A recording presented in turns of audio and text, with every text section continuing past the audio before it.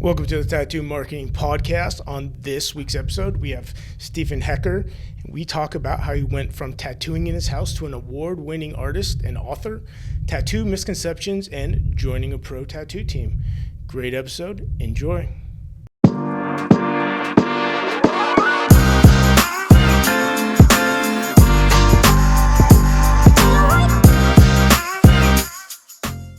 Yeah, my name is Whatthehecker. I usually go by Whatthehecker88 on all of my social media platform. I have been a professional tattoo artist for about 3.5, 4 years now. I currently work out of Captain Tattoos over in Temecula, California.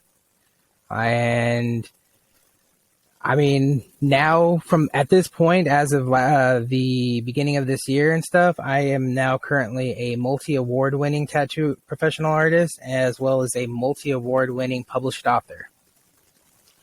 I saw that. So tell me a little bit about both of those, because those are very interesting. Okay. So we could start off with the tattooing and everything.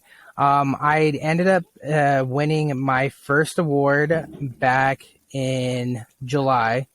Up in San Francisco I took second place for best color for the day. It actually happened to be on my girlfriend. It is a Psyduck wearing the sorting hat with the wizarding wand, and then it has the green Slytherin colored scarf around its neck. And the potential that ended up really the opportunity that the judges saw was the yellow, the saturation of the yellow in her skin, and it not looking blotchy. It's not coming out and everything. It was really what kind of caught their attention. It was the saturation of the yellow, and it was the transitions of all the browns in the sorting hat that really caught their attention. And so I ended up winning a second place. And then my second award was back in October. Funny enough, was actually another Pokemon tattoo as well. I took second place for best Pokemon at the Anime Ink Con over in Richmond, Virginia, back in October, for a Gengar piece he was a Gengar who was chilling in a graveyard.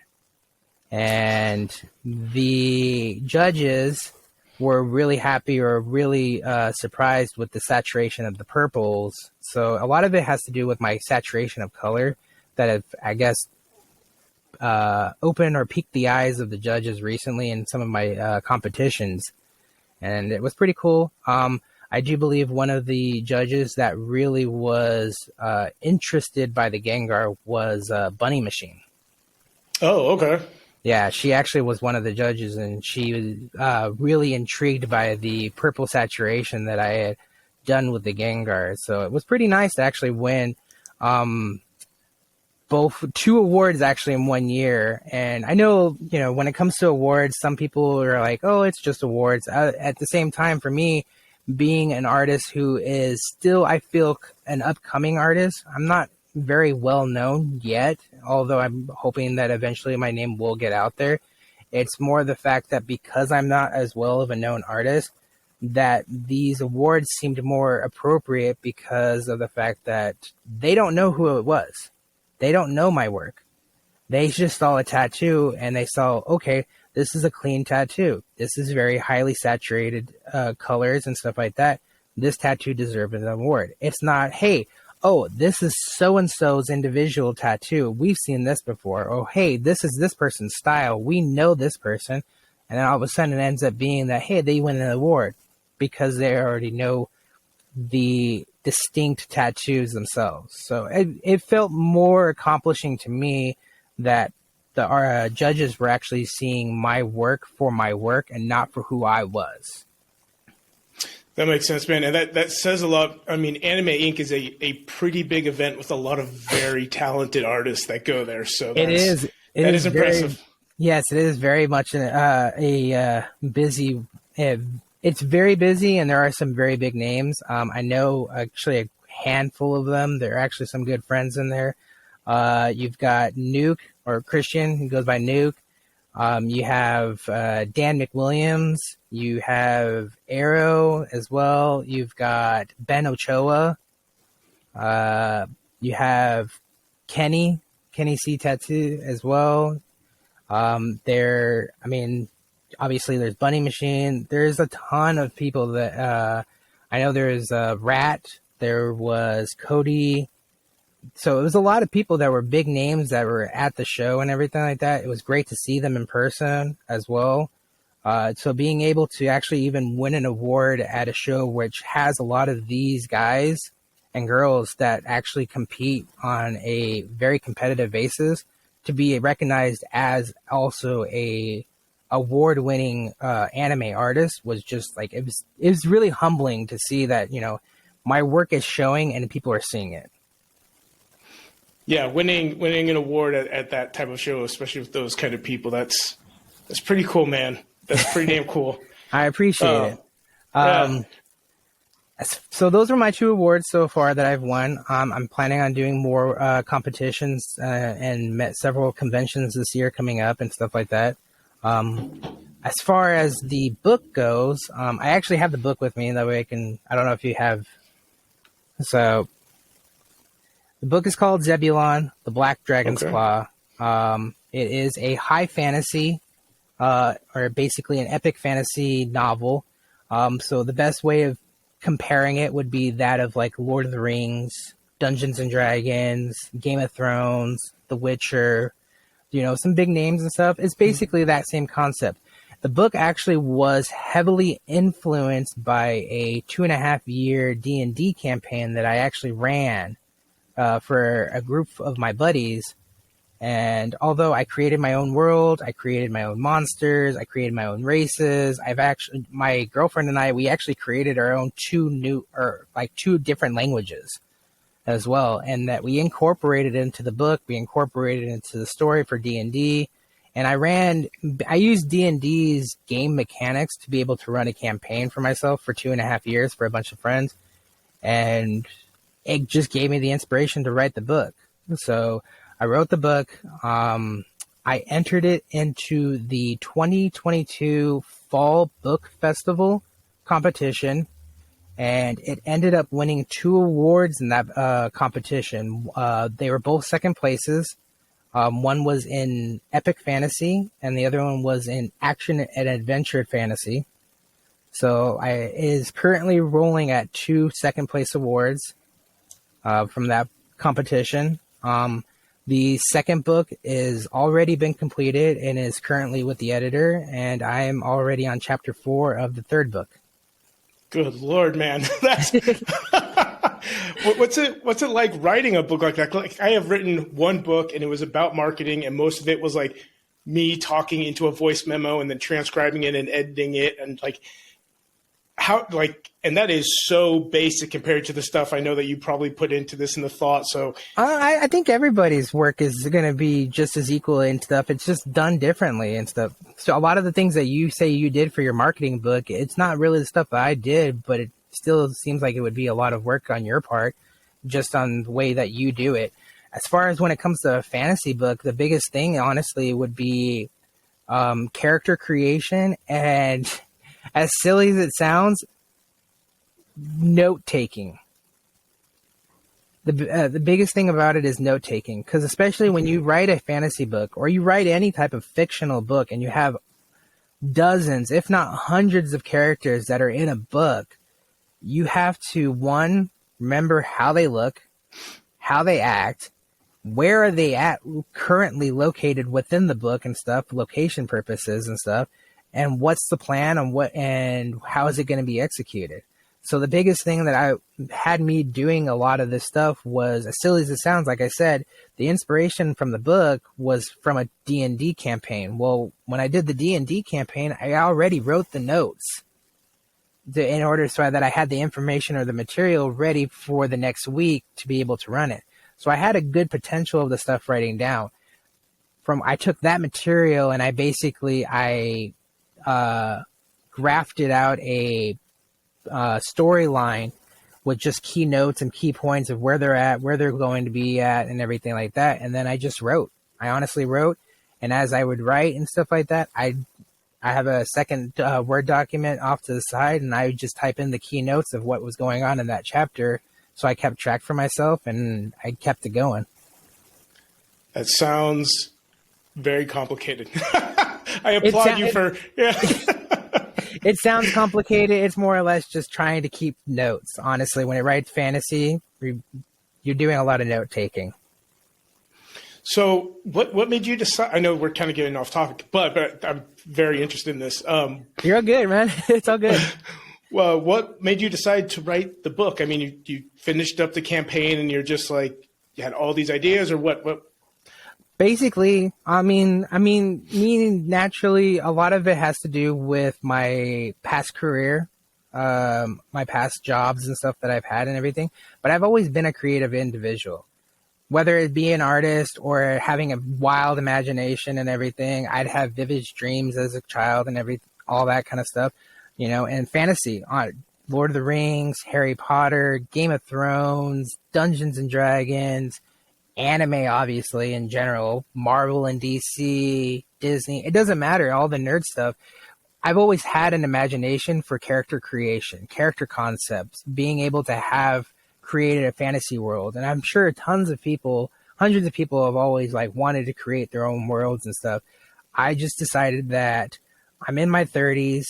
I've found my career that I want to do. I wanted to find hobbies. I wanted to be able to do more stuff with it. And I jumped into it. I dove in the deep end on everything, and I've been nonstop going and stuff. So that's awesome, man. You know, a lot of people have an idea and never act on it. Sounds like you are the exact opposite. That's pretty much the case. I would love to. That's usually what I hear is a lot of people always ask me, you know, hey, how'd you get into writing? I just wrote. I am a terrible writer. I can wholeheartedly say that I don't have a degree in English.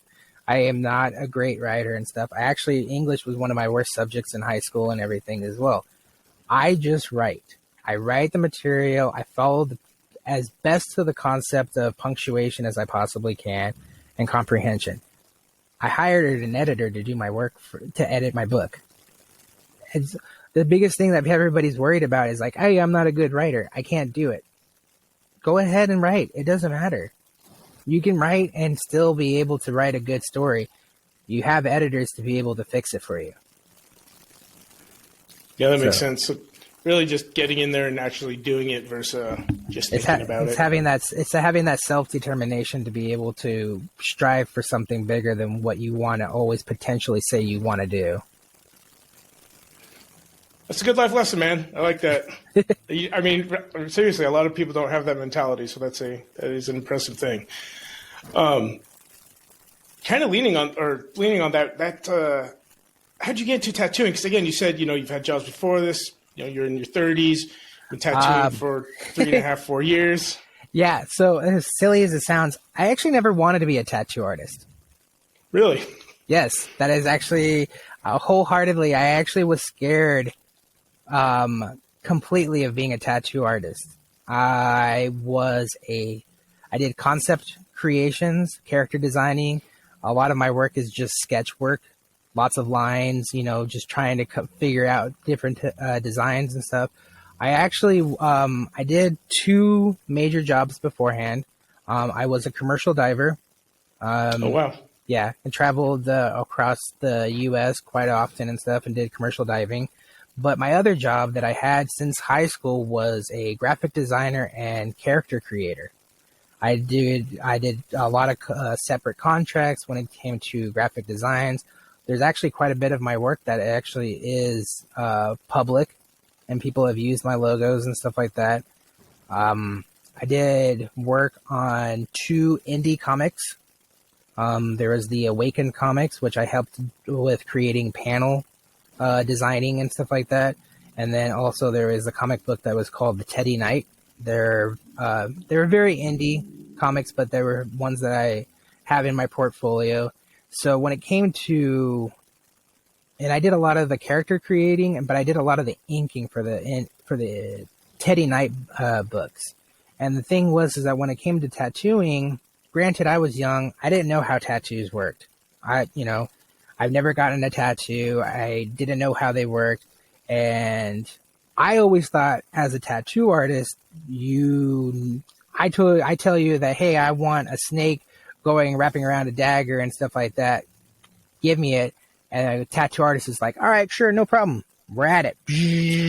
Just like that. And I'm like, dude, as an artist, I'm not that kind of artist. I can't put what's in my head down on paper without messing it up or without doing some type of a concept design in the first place.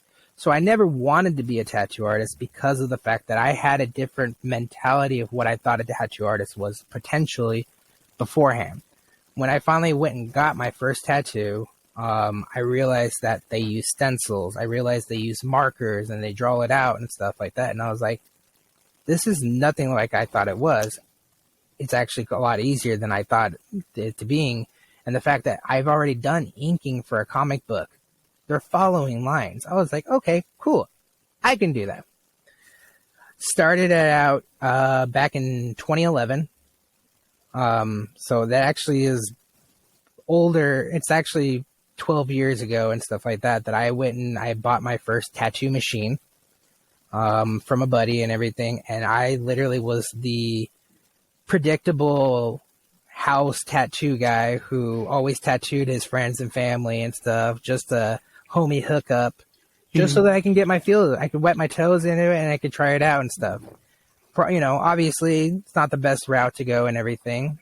It took many years for me to actually find a shop that was willing to take me on as a part-time apprentice. Just because with most apprenticeships, you obviously don't get paid to do it. But the thing is that I couldn't also not work and not make money and stuff because I had children to take care of. So it was hard trying to find a shop that was actually willing to take me on as a apprentice because most of the shops always wanted a full-time apprentice. So, yeah. So when you were, part-time apprenticing, then were you still traveling around commercial diving? I actually picked up a job, an IT job. Okay. Out here at Desert Regional Medical Center, and I was doing that for 4 years. So that was going from 2016 to 2020. I finally found a shop that was willing to take me on as a part-time apprentice. And that was like late 2018, early 2019. I did a 6-month apprenticeship. It's a little bit quicker than some other ones, but because I had already been tattooing for so many years, I had already had an understanding and a concept so that when I came to working in the shop with them, one of the artists, she goes by Chops on Instagram. She took me under her wing. She had me drilling fake skin constantly, trying to improve my line work. My line work was the biggest issue that, obviously being just a house artist and everything, she's like, you need to work on your lines. And so I did that. And I already had a concept of the color and the shading and stuff like that just from the years of doing it beforehand. But I went and I did that. I put in my 6 months. I put my dues. I helped out around the shop, and I worked usually 4 nights out of the week, even after working a full-time job that was doing between 40 and 60 hours. And eventually I was granted artist status after the apprenticeship. And then I was working as an artist part-time while still working at the shop or the hospital, just because the hospital was still making me the money while I was still trying to establish myself as an artist. And it was 2020 that basically jump-started my career. I think you're the first person I've ever heard say that. Yeah, honestly, it is one of those ones that was just weird because 2020 is, I got laid off in 2020, towards the end of 2020 from the hospital job because they outsourced my job to a different country.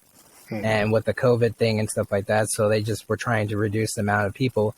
And I didn't have any opportunity, so I went full blown. I jumped into it, started doing t-shirts. I started writing my books, and I started doing tattooing full time.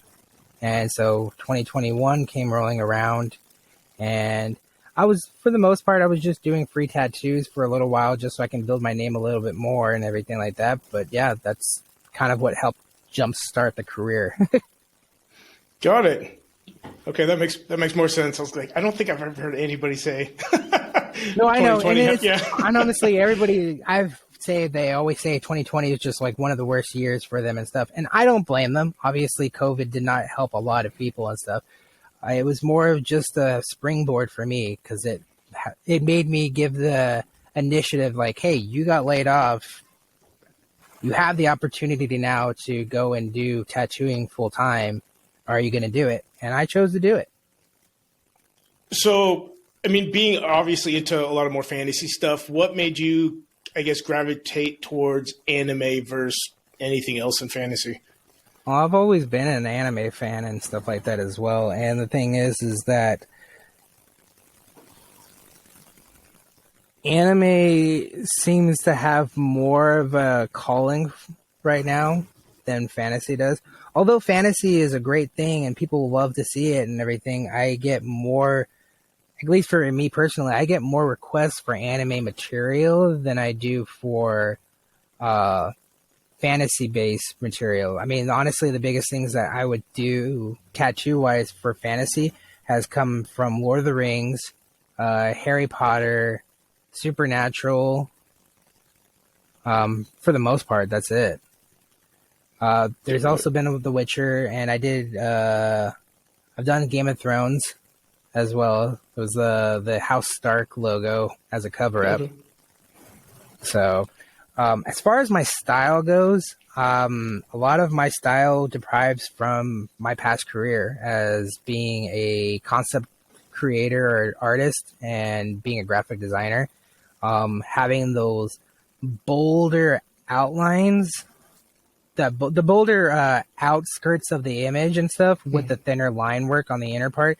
So the thing is I honestly, it has some potential to being a neo-traditional, whereas neo-traditional still has that bold outline and the thin inlines and stuff like that, but having more of the bright, vivid, vibrant colors that you would see a cartoon have. So, and then I started adding in a lot more of the paint backgrounds, the watercolor splash backgrounds and stuff like that, because I got a fancy for trash polka style work. Really?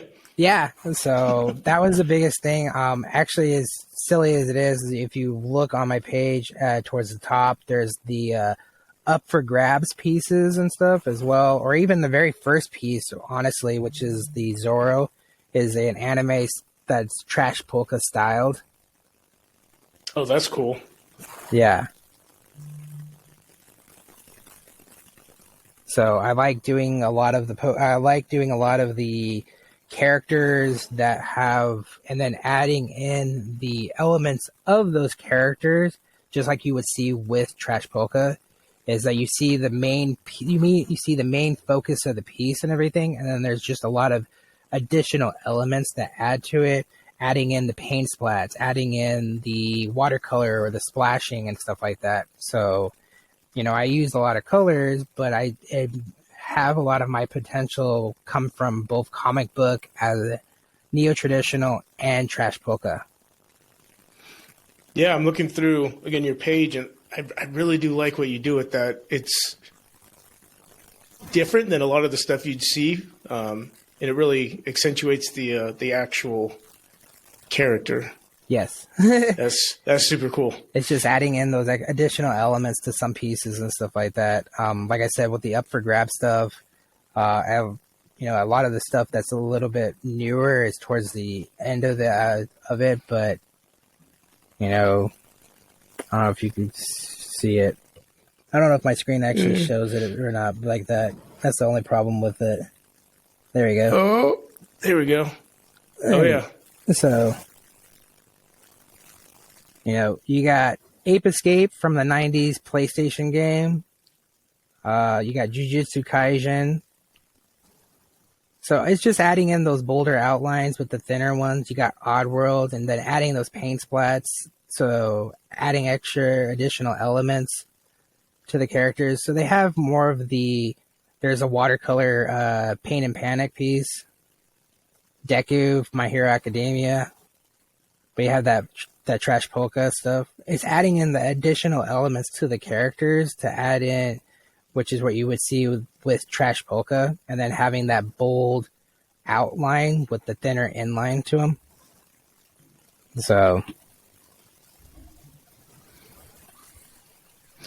yeah, it's pretty cool, man. I like that. I can understand how you won the award, and I'm just trying to see where you're at in a couple of years. It would be pretty cool to actually do it. I'm just trying to figure out a name for the style yet.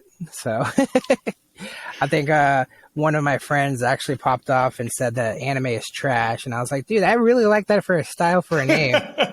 Like, it kind of going with the anime cartoon style, and you've got the trash polka. And I'm like, dude, anime is trash. There you go. That is good. That is good. I like that. So be the anime is trash style. So we'll see. We'll see how it goes in the next couple of years. What's been your favorite part of being a tattoo artist?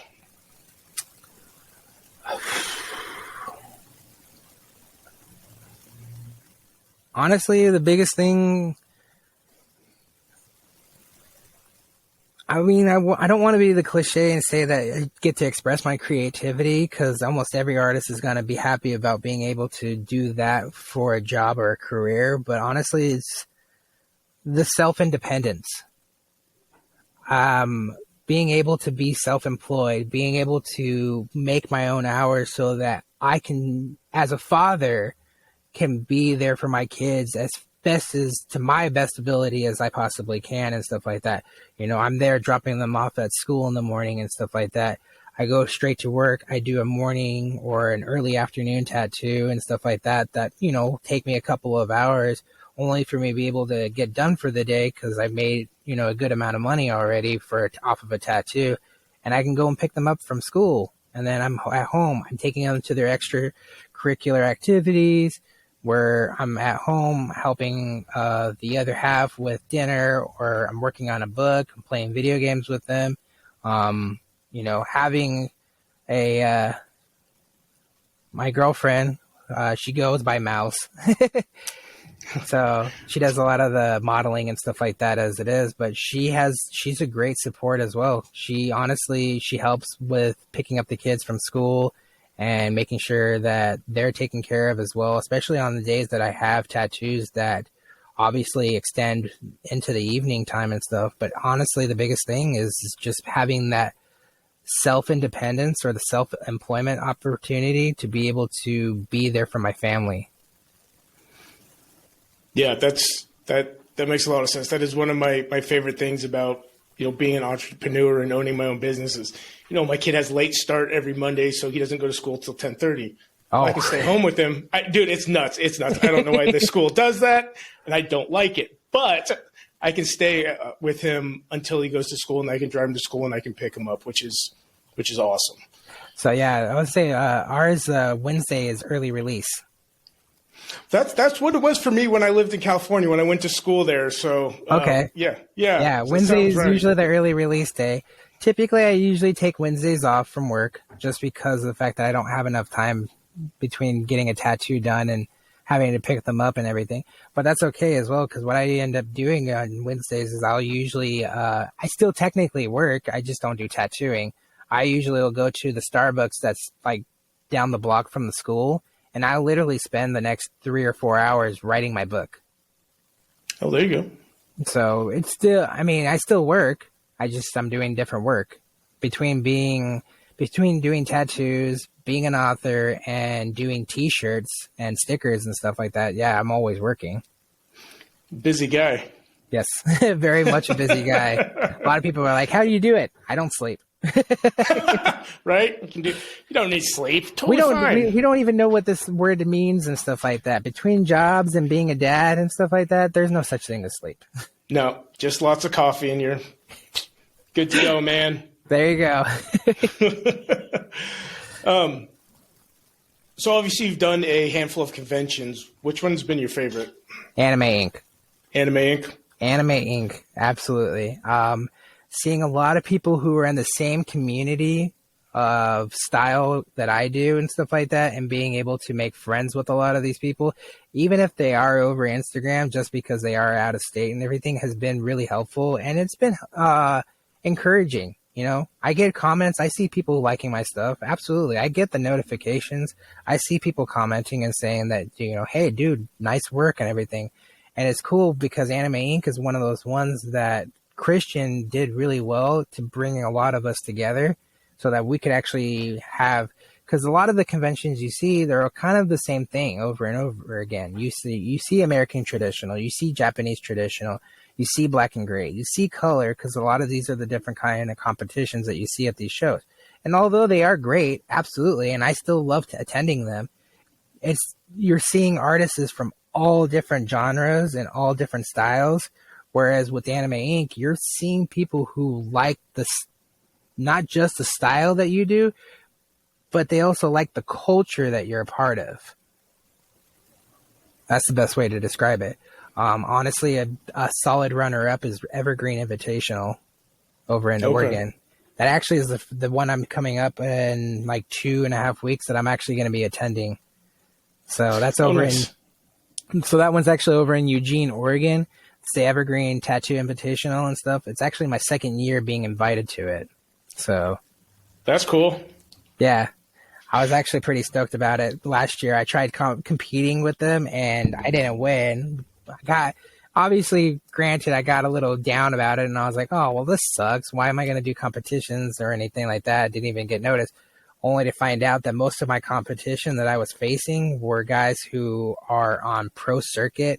They're all pro teams with like 4 or 5 different companies. I think there was season 6 and season 9 Ink Master that were there and stuff like that. So I was like, oh, well, that explains a lot of why I kind of didn't meet up to a particular standard, I guess. But at the same time, I also got invited to this same convention. So I was like, okay, maybe they see a potential. Yeah, man, that's a hell of a way to start, is going against the biggest players in the game. Yeah, that was actually the cool thing as well. I actually I already got an opportunity, and I am actually on a pro team now. Oh, cool. So I haven't made the announcement yet. Actually, I believe you were the first I'm actually making it publicly known. But that's awesome. I actually got an offer with Pure Numb Numbing Cream. Okay. They are a sister company to RX Aftercare. Nice, dude. That's awesome. Congratulations. Yeah, I appreciate it. Yeah. Justin and Chris, who are the owners for RX Aftercare and then also for the Pure Numb Numbing Cream, I met them back in July in Denver for the Villain Arts convention. And I gotta say, I think my other half, Mouse, she's the one who ended up finding them, but I ended up having an opportunity to talking with the owner, Justin, and after some negotiating, some constant communication back and forth between the two of us and everything, they were able to offer me a spot on their pro team. That's fucking cool, dude. That's fucking awesome. Yeah. So I'm actually going to be doing several shows with them. I'm planning on doing Kansas City, possibly North Carolina, as well as the Gila Expo over in Arizona, the one that's being hosted by Don Don. And so Don Don actually is on the pro team as well. So him and I have been talking a lot, and he's like, dude, I'm going to send you an application for the Gila Expo. You better put it in the application. I was like, yeah, man, I'll do it. So I'll say a lot of people should know Don Don since he was on Ink Masters. Yeah, so. Man, that's cool that as far as tattoo artists, not new, but haven't been around super long, and you're already making such a good name for yourself and getting noticed. And I mean, your work speaks for itself when you see it. It doesn't look like a guy that's been, I know you've been tattooing since 2011 in your house, but yeah, no, and I understand it. A lot of it has to do. It's like I don't really make that publicly known that much either and stuff like, oh, he's been tattooing since 2011. No, I have been, but I see myself as being somebody who learned professionally how to be a tattoo artist back by end of 2018, early 2019 when I went through an apprenticeship. That's the thing. I have a lot to thank to Chan, my mentor. She cracked the whip on my ass and everything, honestly. Not metaphorically and stuff like that, obviously. Just making sure that I did work that was presentable for a shop.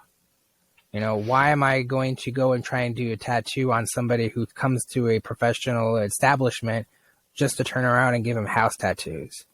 So my biggest thing, honestly, when it came to that was the fact that I feel my career started back when I did my apprenticeship, when I finished my apprenticeship. So I have looked at some of my older pictures. I have personally seen some improvement in my work and stuff. I know we're all our own worst critic as well. So seeing it from the outside point of view, I'm glad people enjoy seeing my work. I'm glad that people see the potential and what I have to offer. My biggest thing is just being able to strive for more. I want to be able to get better and everything. I'm not one to sit back in my chair and be like, I'm good where I'm at. No, I want more. I want to be able to be a heavy hitter. I want to be a big contender in the industry. So, man, it sounds like you're well on your way. Working on it. Yeah. And I think it'll be pretty cool to see where you end up in a couple years from now. So, it would be nice. I have thought about dabbling in some color realism and stuff like that. I've even posted them on my Instagram. I have done a Darth Maul. I did a Wolverine that I have actually tagged at the top and stuff like that. Saw that. Yeah, so I've done some color realism, but I mean some big names when it comes to color realism is like Ben Ochoa, Dan McWilliams, especially in the anime industry and stuff like that. Being able to achieve to a level that they can present or whatever would be great, absolutely. But at the same time, I like my style. My style does consist of the black line work. Mine does consist of it being cartoony. It does look like a cartoon. It looks like an anime. It has watercolors. It has paint splats.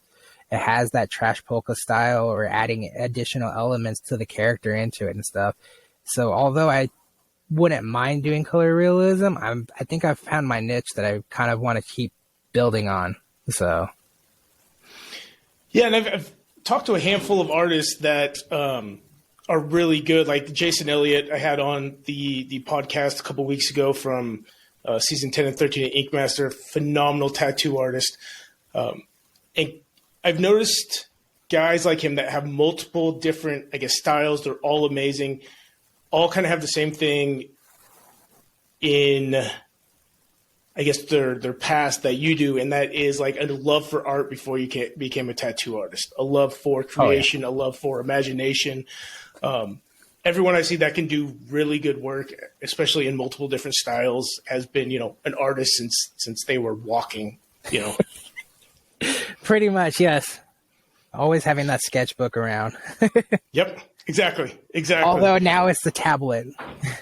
So, yeah, it has changed. Not gonna lie, the tablet has been a life changer, at least for me personally and stuff like that. So I know a lot of people can always say that they stick to their roots and want to do the sketchbooks. Nothing wrong with it. I'm in full support of it and stuff. I hope people are in full support of people who are digital artists as well, obviously, because at least for me in my career and with the amount of jobs that I do and being a graphic designer, so I was already a digital artist, the tablet has been very much a life changer and a very helpful tool in my arsenal of being able to do what I can for my career. Definitely, man. I always have mine, and I am, first of all, the worst artist you'll ever meet in your entire life. I do not have an artistic bone in my body. I can't draw a straight line on a stick figure. It's really bad. But getting a tablet and just for note taking for anything, just always having it there, it's one of the most helpful tools to at least for me, it sounds like for you, and I feel like for a lot of people that use them, it's been a game changer for besides me losing all my pieces of paper. It's a big game changer. The biggest thing also, especially with me being a concept artist and everything as well, I always need references. Unfortunately, I don't, although I might be an artist, I am not one, I feel that it has I don't know how you would say, the talent to be able to draw something from thin air out of my head. I always got to look at reference material. And so having that tablet to be able to Google up landscapes, characters, poses, positioning, weapons, whatever it is and stuff, having the tablet is just another aspects of that tool as well as having the reference. So, and I think it kind of is slowly showing where the tattoo industry is going. I mean, when I got my first tattoo 18 years ago, it was very different. You're seeing it slowly modernize as the industry grows and grows, and tattoos are no longer taboo. I remember when I got my first one, my mom cried. When I got my second one, my mom cried. When I got my hand done, my mom was just like, fuck it. Lost cause. You'd be surprised on how the conversation was when I told my mom that I wanted to be a tattoo artist. So I'm contributing to the delinquency situation rather than actually just going and getting the tattoo. I actually wanted to contribute to it. Yeah, I bet that was a fun conversation, man. It was an interesting conversation. A lot of it had to do with more of making sure that you do it on a more a morally correct basis and stuff like that, rather than putting it ahead of other things as well. Don't put it ahead of God. Don't put it ahead of your family and everything. Which she's absolutely right. I believe in that very much so and stuff like that. You should have your priorities, and although what you have as your priorities is what you have as your priorities. And that was something that she came to terms with. And she absolutely is one of my biggest supporters, honestly, to this day, other than, my children, my other half and everything like that. So. Yeah, no, man, that's awesome. And it's, again, at least with my mom, I know it's still taboo, or tattoos are still taboo to her. And so when they think tattoos or tattoo artists, they think like this dirty shop with these dirty needles, and like definitely not the way it is. Nope, it is not. So half the time you guys spend drawing, and it's not this. It's a lot different than most people think it is. Yes, it is very much different and everything. As far as like the amount of changing and stuff like that, it's hard for me personally, at least in my personal opinion and stuff, to see the more old schooler stuff. I've been working in a shop for the past 2.5 years now that with Captain Tattoos, that it has very much that old school style. Spike Moore, he actually has been tattooing for 22 years, I think 22 or 23. So he is an old schooler tattoo. He came from the 90s and the early 2000s and stuff like that when he started his career. So learning from him it's been awesome and everything. He's heavy. He's very strong when it comes to American and Japanese traditional. He does good cover-ups. So learning from him and learning some of the old school techniques or the old school tricks, learning the history of tattooing, both from him as well as the shop, has been very beneficial, at least in my mind and stuff. Just because I know I am a newer artist. I think I started being obviously into the industry just around when the rotaries started rolling in and everything, and more rotaries started becoming more pens rather than the typical bishop rotaries that you saw originally and everything. So that's kind of where my transition was seeing the coils going to rotaries and then rotaries going to the pens within my career's time frame and everything like that. So yeah, and again, kind of tying back into technology, is cool to see it advancing. And who knows, man, in 10 years, I guarantee you'll be something else. Right? We're going to be using our fingers and like... Yep. Something along those lines. There you go. Yeah. But yeah, I mean, I started off with the coil and everything like that, so I understand the history. I understand the respect that you should show, and then eventually you do get to earn the respect as well.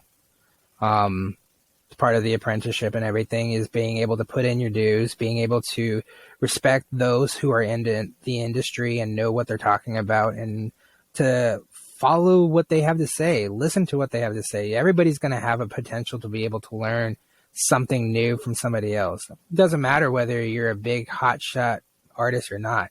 Granted, they've got their niche, they have a big name for themselves, and more hats to them. It's awesome to kind of look up to a lot of these artists, but I know even for them that there's times when they feel like, hey, how can I do this? How can I do that? I want to learn this. I want to learn that. Everybody's going to have the potential to be able to learn new stuff. Yeah, and that's I think one of the cool things about the industry, even the best artists are still trying to learn from other people. I've never met somebody that's even as good as they are that doesn't, that isn't at least somewhat humble and understand that, it's art. You could spend 10 lifetimes doing it and you're still consider yourself, new at it. Absolutely. Or even the fact that, like I was saying beforehand, you're also your own worst critic. Always. So you're always going to see it back and everything and look back at your old work and you're like, dude, I could have done this. I could have done that. And you're like, dude, just perfect does not, or was it finished does not mean perfect. And, but you can always be able to finish it. Agreed, man. Well, dude, I have taken up almost an hour of your time. I massively appreciate it. Where can people find you on social, online? So literally I have my whole social media platform. It's Facebook. My biggest thing is Instagram. People can message me on Instagram if they're wanting to set up appointments or they want to see my artwork and everything. But honestly, my social media platform consists of Instagram. It consists of TikTok, Facebook, Twitch as well, and even YouTube. Though I don't have a lot on YouTube. It's primarily Instagram, TikTok, and Twitch, and Facebook. It's all the same name, Whatthehecker 88. It's just one word, all lowercase. You can look me up, Stephen Hecker, but Whatthehecker 88 is my actual username.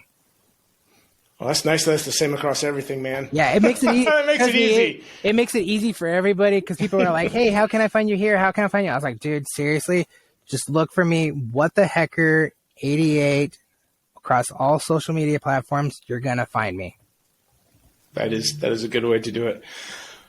All right, brother. I massively appreciate it. Thank you for spending an hour of your time talking to me. Absolutely. Thank you. Thank you for the opportunity as well. I greatly appreciate it. So I really appreciate having a conversation with you. So it was no problem with the hour. I'm sure we could keep going. Yeah. It was fun, dude. So, thank you. Welcome. Have a good night. You too.